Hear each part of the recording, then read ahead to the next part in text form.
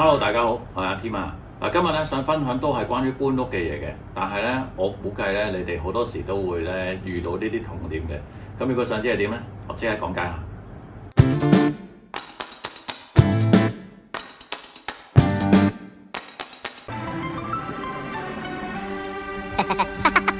嗱，今集嘅內容咧就係講下搬屋上咧成日遇到嘅樓梯啦。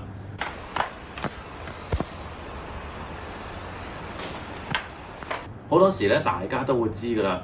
如果我自己住緊嗰間屋係要上樓梯嘅，咁唔代表冇 lift 喎。嗱，關樓梯事嘅。咁樓梯嘅話咧，一定會貴啲啦。咁你住緊呢間屋嘅時候咧，你一定會買過啲電器啊、家私啊、各樣嘢㗎嘛，全部都收貴咗一啲運費㗎嘛。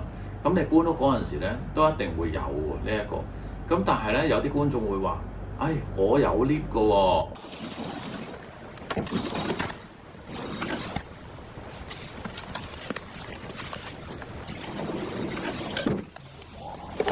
冇樓梯嘅喎，咁點解咧？我搬屋嘅時候會無端端收多啲錢咧？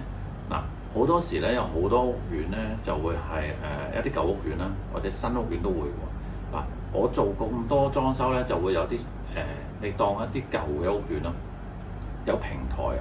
嗰個平台係點咧？原來咧個平台咧係喺個一個入口啦，搭 lift 上去冇問題啦。但係去到你嗰座咧，係由平台頭去到平台尾，好遠嘅喎，橫跨。咁呢一個位咧，就一定會加錢嘅喺運輸上。另外仲有一啲位咧，就係原來咧上呢個平台之後咧，未去到你搭 lift 上樓嗰陣時咧，亦會經過啲斜路嘅。咁呢啲斜路咧，喺佢哋運輸好重嘅物件嘅時候咧，佢哋會覺得吃力咧，呢啲位咧係會加錢嘅。我想提大家啦，就係咧。我成日話啲走廊位啦，其實就係走廊轉角位啦。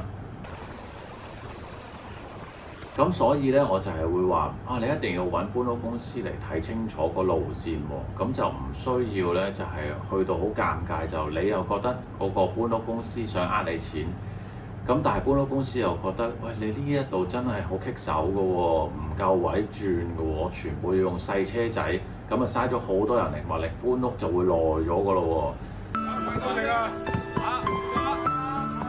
好多時咧，搬屋公司咧就睇完你呢一個單位啦，但係咧佢冇睇你新屋嗰個單位噶嘛。個天好紅，係啊，好靚啊！我估真係好多人都唔會去睇新嗰邊㗎。咁但係咧，去到新嗰邊先會出現尷尬情況咧，就係你呢度嘅上落冇問題喎，但係新嗰邊咧嘅上落咧就可能出現咗我頭先講嗰啲情況。咁呢啲位咧都係會涉及咗一啲增加費用嘅，所以要留意。一個偏遠地區啦，都係會增加費用嘅。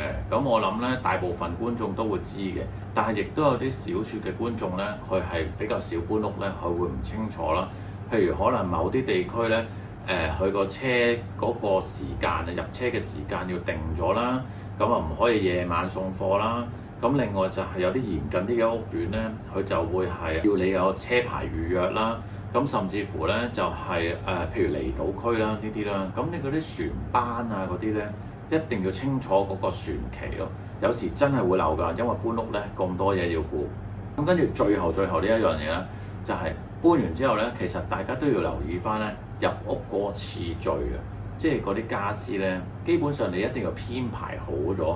邊嚿大型嘅嘢啊，或者邊堆嘢咧係入邊一個位啊，而唔影響咗嗰個路線。等你去拆呢個 packing 去執屋嗰陣時啊，佢好有用㗎。因為你本身咧擺到最入咧，原來你成日要用咧，但係你已經冇位啦，騰空出嚟嗰陣時，所以你記得就係編排好個次序，唔係話你離開你自己住嗰間，係入你間新屋嗰度。好多時咧，啲家庭觀眾咧都會漏咗呢一 part 嘢。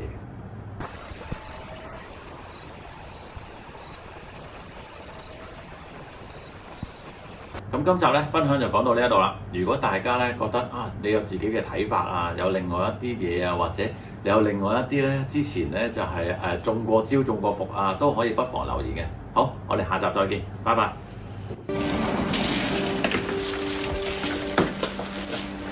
今日咁早嘅？今日唔使開工，就咪 last day 啊嘛。唉，都話賠條門市俾你啦。唉，廢 Q 事啦！第一我會跌咗，第二我又唔喺度住。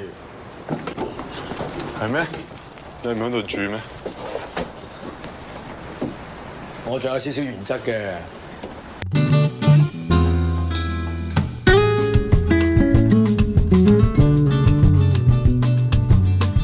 嗰日我嚟睇屋，向窗口望落去，見到個彩虹 roller， 攞起支礦泉水澆頭淋落去。